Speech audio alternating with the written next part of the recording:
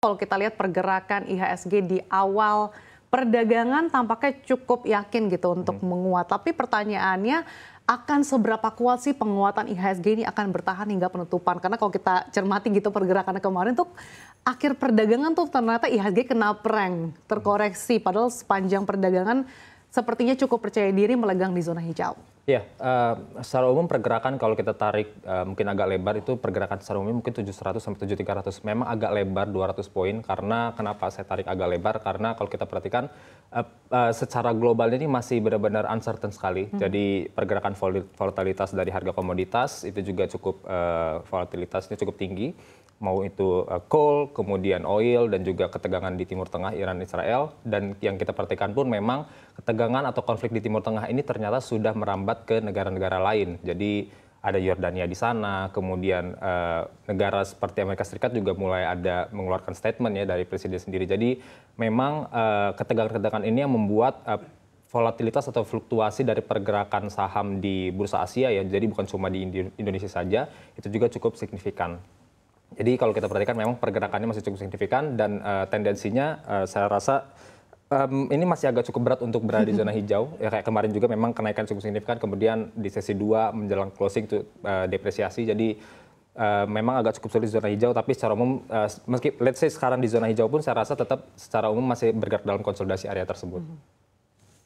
Oke, Mas Revo, kemudian kalau kita lihat ya, meskipun sekarang tadi dibuka sumringah di zona hijau, namun bagaimana proyeksi untuk perdagangan hari ini sendiri dan juga di tengah kita tahu bahwa The Fed ini akan kembali memberi sinyal pemangkasan suku bunga tidak akan ada dalam waktu dekat begitu ya, dan juga nantinya juga akan ada rilis inflasi Inggris dan juga Eropa. Ini menurut Mas Revo sendiri akan bagaimana perdagangan hari ini? Iya, faktor eksternal secara umum mendorong atau menjadi bobot yang cukup besar ya, weight-nya cukup besar terhadap pasar keuangan domestik, baik itu kita perhatikan rupiah, kemudian SBN, tenor 10 tahun, kemudian juga IHSG kita. Jadi faktor eksternal itu lebih mendominasi dibandingkan faktor internal.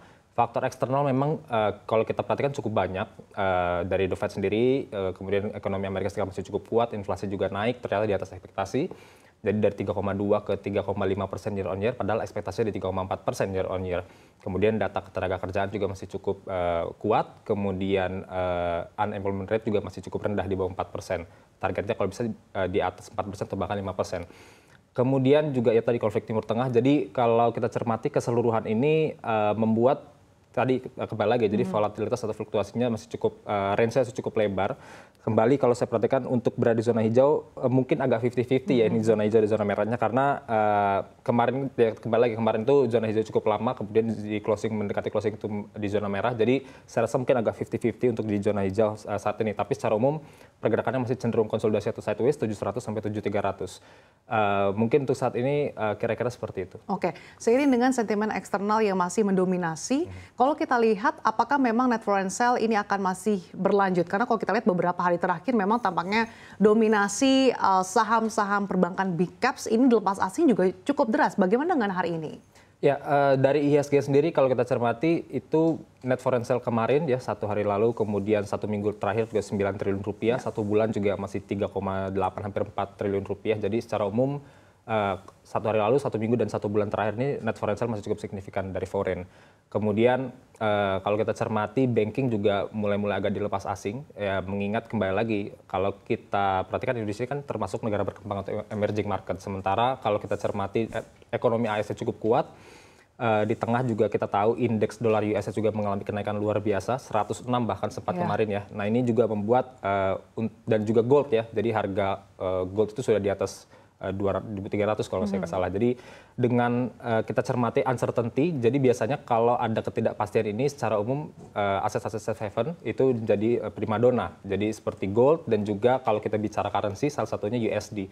Meskipun sebetulnya ada currency lain juga yang menjadi safe haven, tapi kita tahu power atau peran dari USD ini cukup besar ya, bahkan mungkin terbesar di dunia untuk cadangan devisa dan lain sebagainya perdagangan. Jadi saya rasa investor juga masih akan cenderung untuk not foreign sale, at least untuk short term period ini dan masuk ke aset-aset yang lebih safe, khususnya yang berbasis USD. Baik, kemudian Mas Revo, kita ketahui tadi dari penjelasan Mas Revo sendiri di tengah The Fed juga masih belum akan memangkas suku bunga dalam waktu dekat, kemudian juga inflasi AS dan tadi masih geopolitik begitu ya, perang yang ada di Timur Tengah saat ini. Kira-kira apa saja sentimen yang akan menopang IHSG hingga penutupan perdagangan pada hari ini?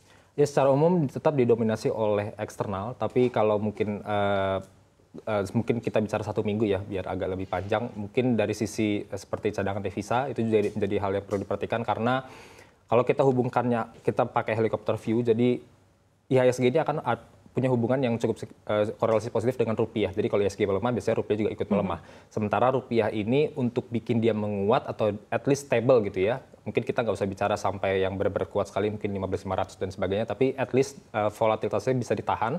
Itu salah satunya dari cadangan devisa.